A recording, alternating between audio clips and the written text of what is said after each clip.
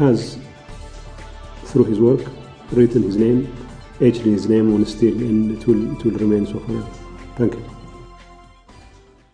That was Getachew Reda speaking about the legacy of the late Prime Minister Meles Zenawi. Hello and welcome. This is Tigrai Television English Program Service. I'm Lalam Techano with today's news, and I'll proceed to the details.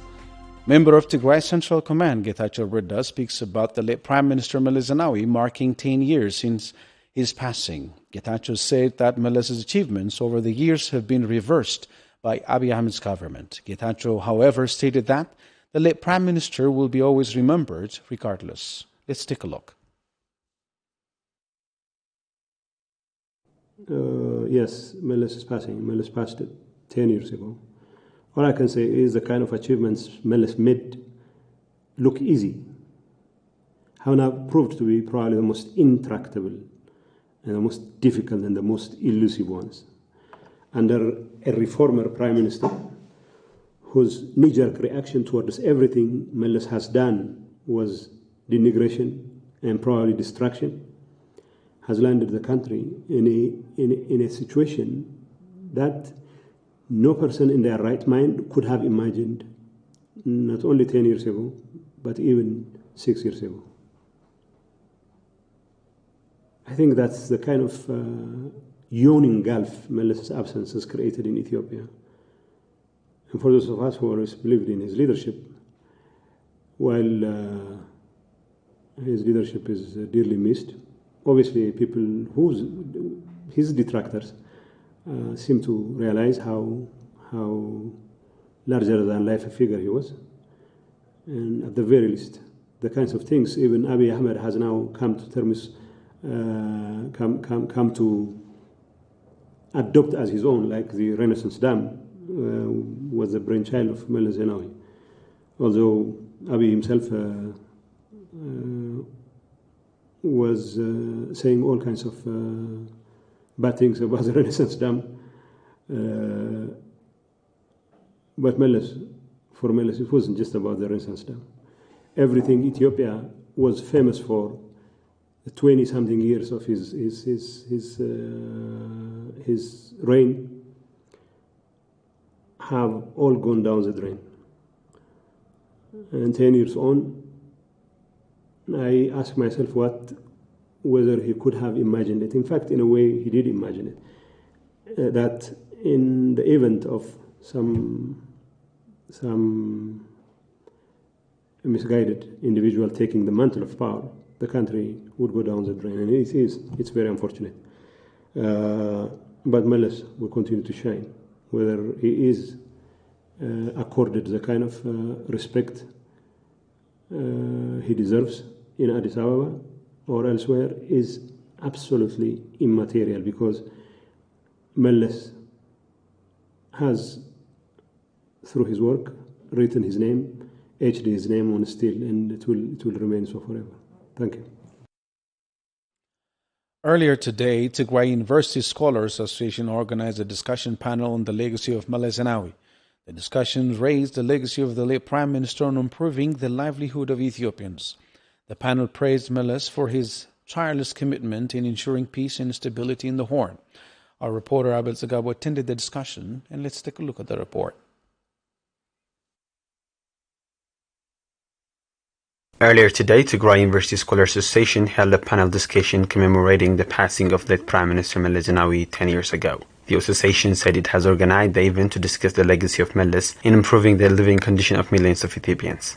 And on today, we organized a discussion forum on the legacies of Meles Zenawi. As you well know, it's our mandate to learn from his life and from all his deeds that he accomplished. Presenters of the panel discussed Meles' role in elevating poverty, expanding access to healthcare and education, and his dedicated work in environmental protection.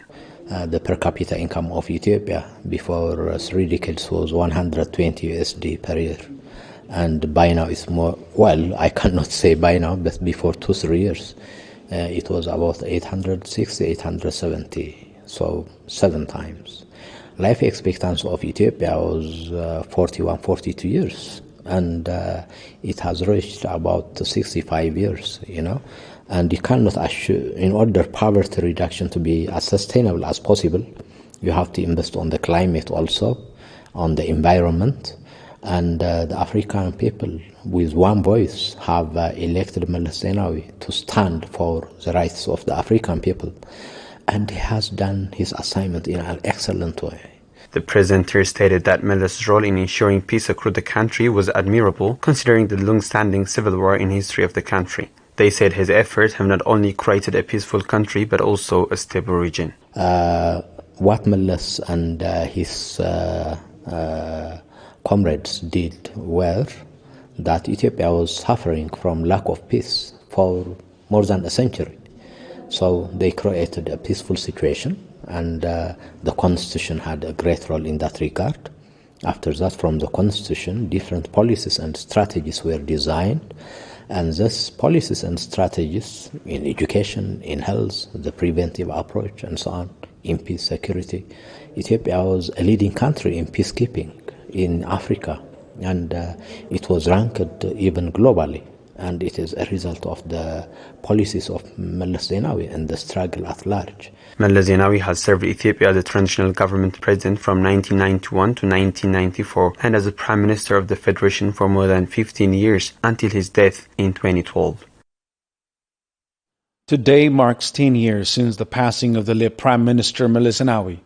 The late Prime Minister is remembered for his revolutionary leadership in his role in alleviating poverty and improving the living conditions of many. Meles is also admired for his committed work towards peace and stability in the Horn and for his advocacy in environmental protection.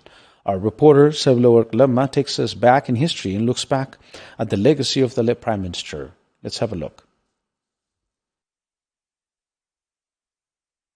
Today marks 10 years since the passing of the late Prime Minister Meles Zenawi, who is remembered for his great role in alleviation of poverty and spearheaded a remarkable economic growth in Ethiopia. Meles Zenawi was born in May 1955 from his father Zenawi Asras and his mother Alemash Gabralul in the town of Adwa. He studied his elementary school in Queen of Sheba in his hometown and later won a scholarship and went to General Winget High School in Addis Ababa. After completing high school in 1972, he joined medical school in Addis Ababa University, the then Haile Selassie University, where he studied for 2 years. He would then drop out at the age of 19 to join the armed struggle of the Tigray People's Liberation Front in overthrowing the military dictatorship in Ethiopia. Following the downfall of the military regime in 1991, Meles was elected transitional president of the country, and later in 1995, he would become the Prime Minister of Ethiopia. In his time of leadership, he spearheaded the country's rapid development, encouraging both domestic growth and foreign investment, as his government spent heavily on infrastructure and rural development and actively sought foreign private investment. This would bring about double-digit economic growth in Ethiopia, a country previously known for famine and poverty. Developing access to education and healthcare were among the top priorities of the late Prime Minister. His leadership would be successful in increasing education coverage from 20% to 85% across the country, and the number of universities would also increase from 2 to more than 50, making education more accessible to the millions in Ethiopia. The late Prime Minister's achievements do not end here. Ethiopia's comprehensive, climate-resilient, and green economy strategy, designed under his leadership, was also a success. He believed that Ethiopia, as well as Africa, needed to embrace a low-carbon, resource-efficient green economy as a central pathway for sustainable development. This was mainly manifested in planting hydroelectric powers such as Grand Ethiopian Renaissance Dam, Takaza Hydroelectric Power, Gilgalgibe Hydroelectric Powers, and many more, enabling the country to be electric power exporter to neighboring countries. Meles is also remembered for his strong commitment to Africa's integration. He served as a chairperson of the Organization for African Unity, later named African Union, from 1995 to 1996, and his tenure as a chairperson of NAPAD, Heads of State and Government Orientation Committee, and his support to African Union's peacekeeping missions, such as his efforts to end the conflicts in Sudan and South Sudan, in cooperation with IGAD, are further illustration of his commitment to the continent. Meles is specifically well known for his fight against climate change and his passion on building a sustainable development. In 2009, he represented Africa in World Climate Talks in Copenhagen, where he was able to negotiate a great deal of financial support for developing countries. He had obtained the promise of $100 billion annually from developed countries, where they would pay for schemes to help poor countries adapt to the climate change and develop their economies using clean technology. Catastrophic climate change is very real. The science is as clear as it could ever be as to what the cause of such change are. It is no exaggeration to say that this is our best and perhaps our last chance to save our planet from destructive and unpredictable change. Meles Zenawi would receive several awards for his efforts, such as the Rwanda's National Liberation Medal, the Uruti, in July 2009, for helping end the genocide in the country. He also received the Norway-based 2005 Yara Prize for Green Revolution for initiating a good foundation for an economic progress in Ethiopia. He was also given the Africa Political Leadership Award of 2008 by Africa Times, US-based newspaper, and many awards more.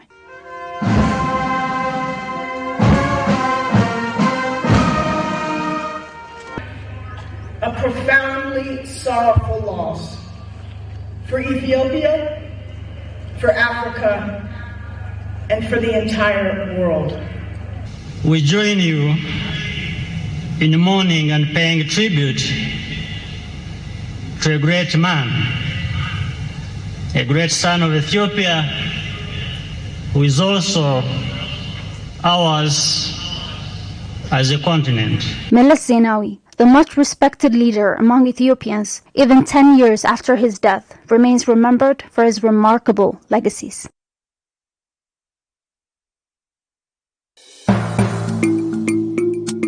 It takes a village to raise a child. Similarly, it takes a village to support a person in a humanitarian crisis. Being a human is enough to support others. Whenever and wherever people are in need, UNICEF will work hand in hand with affected people themselves and their communities.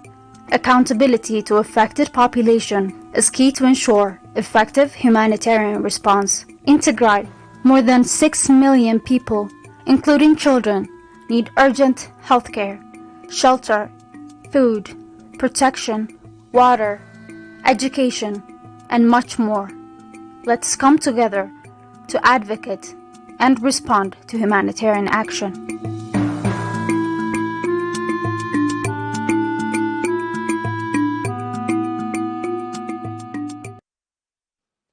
Following the siege that the Ethiopian government imposed on Tigray, the delivery of essential medical supplies has been at its lowest most, forcing many health facilities to close their doors. Ida Comprehensive Special Hospital says it has lost 46 lives due to the lack of medical equipment required for dialysis. Medics in the hospital say that the siege imposed on Tigray has depleted all necessary medical supplies, pushing the lives of more patients to the brink of death. Patients also say they are in a terrible situation. Our reporter Abra Gabrinsai has the details.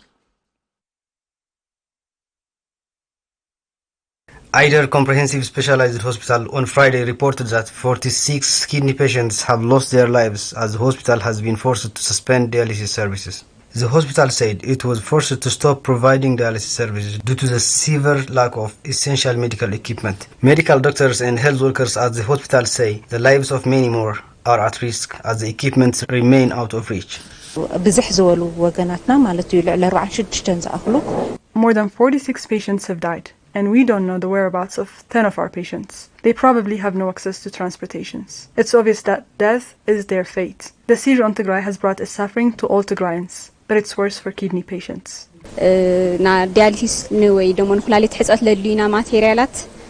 Inputs for the dialysis machine are directly obtained through Addis Ababa from abroad. The passageway has been blocked, and our kidney patients are facing severe difficulties. More than 5 different materials are needed for dialysis, including IV, SET, and acid. There are times when all of them are missing, and dozens of patients have died from that. The medics added that other medications that are meant to be taken along with dialysis have been depleted, exposing the patients to different health complications.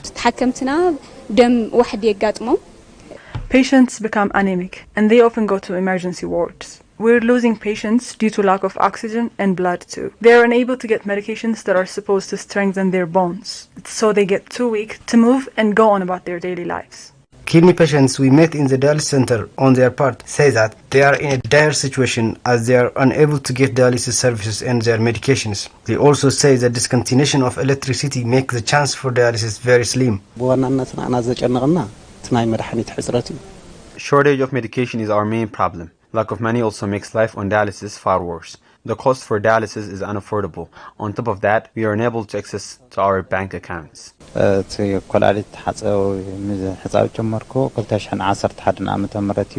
am a kidney patient and I am on dialysis. I started dialysis in 2019. This happened to me because of a car accident that paralyzed the parts below my waist. Before the siege, I used to receive my salary and afford the cost for dialysis. I used to get dialysis service twice a week. I was leading my regular life. However, after the war and the subsequent siege, my health deteriorated a lot. We haven't been able to get dialysis service for 10 days. Everyone on dialysis has become severely ill. Many who could not get transportation service died. We are on the brink as well. Idar Comprehensive Specialized Hospital, the largest referral hospital with the only dialysis center in Tigray, a once promising institution, has now been forced to the brink as the siege passes its 13 months mark. The war on Tigray has led to the displacement of more than 2 million individuals, separating many children from their families and loved ones. Red Cross has been working to reunite these children with their families, but Executive Director of the branch in Magala says lack of fuel and budget has made their work difficult. Haile Gabru reports. The war that started in November of 2020 has seen the arbitrary and mass killing of hundreds of thousands of civilians, widespread sexual violence, and mass detention and torture of many, forcing millions of Tigrayans to leave their homes and be separated from their family members and loved ones. These children are from Western Tigray, an area that has seen one of the worst atrocities since the start of the conflict and one that remains in the hands of the occupying forces to this day. The children are now sheltered across different IDP camps in Magala, separated from their family members and far away from anyone or anything that is similar. I really need to meet my father. I miss him so much. I am struggling here alone, so I want to meet my family members. We couldn't find a way to escape, and we got separated from our parents. We miss our families badly. It's hard to live apart from your parents. We're truly in dire situation. We used to live in Humara, Western Tigray. I don't know the whereabouts of both my father and my mother. Magala branch of the International Committee of the Red Cross has been attempting to reunite family members that have been separated due to the war. However, now, says Brahana Makunin, Executive Director for the branch, that continued occupation of Western Tigray by the Ethiopian and Eritrean forces coupled with lack of fuel and budget has made difficult. We work in collaboration with the International Red Cross to help reunite separated families, but we haven't been able to do much because of the lack of budget and mainly fuel. Due to those reasons, we haven't been able to fully engage in reuniting families. Our work has been so limited. Brahana adds that his organization was able to restore only 25 out of 500 children who are now living alone and sheltered in different IDP centers in Tigray. ICRC tries to reunite families that have been separated due to the war and are sheltered in IDP camps across the state. The children have so many sad stories. So far, we have about 530 children who have been separated from their families, and we were to reunite only 25 of them. Many children in IDP camps across Tigray have not only been separated from their families and loved ones, but also finding it difficult to adjust with the horrific living conditions there. The blockade on essentially needed items such as food, medical supplies has exacerbated the living conditions of the more than 2 million internally displaced persons in camps across the state. Our reporter Winta Kirana visited Leta Kiros, a mother of 2 children with special needs in Yakatit Israel Celeste IDP camp in Magala, who says living conditions have become beyond bearable. Let's take a look at the report. Latakiros is a mother of two. She was displaced from Turkan Humara, Western Tigray, along with her two disabled children in November of 2020 when Amhara Vigilante group started to chase them out of their village. It was on the 6th November of 2020. I was doing the daily houseworks when suddenly Fano started to fire heavy shells. We left home and ran to save our lives. We came from Turkan. We had many livestock. We were happy with our life. But when Fano arrived at our village, we had to leave all behind and make our journey here. Fano chased us out of our home. Emmanuel and Gumai, both of her kids, lost their ability to walk when they were little kids. However, they remember their happy life before they were forcibly evicted from their hometown. Ever since I was a child, my legs can't walk. I can stand, but walk. I have to use wheelchair if I want to move. But my life was happy. I was a student of grade 1. I had many friends at school. When I was 5 years old, I started to see some changes in my legs. Then I got unable to walk. I had a medical follow-up in Magale, but there was no improvement in my legs. Even with my disability, I used to go to school and play a lot with my friends. Both of them were born with healthy legs, but at some point they started to lose their ability to walk. I don't know what happened to them. I gave up on hospitals long time ago because I haven't seen any change. But I used to provide them balanced diet, keep their hygiene, and treat them in every possible way I can. Latakiros also says she used to run a good life as a farmer. She says she wouldn't make it to Magale if it wasn't for her brother who gave them a ride to here. Ever since my husband passed away, I raised my children by myself. I had a small farm. My brother used to help me. We used to get adequate production to help my family. Latakiros said even after they arrived in Magale, life couldn't get any better. She said she and her two kids are suffering a lot due to lack of food and other basic needs.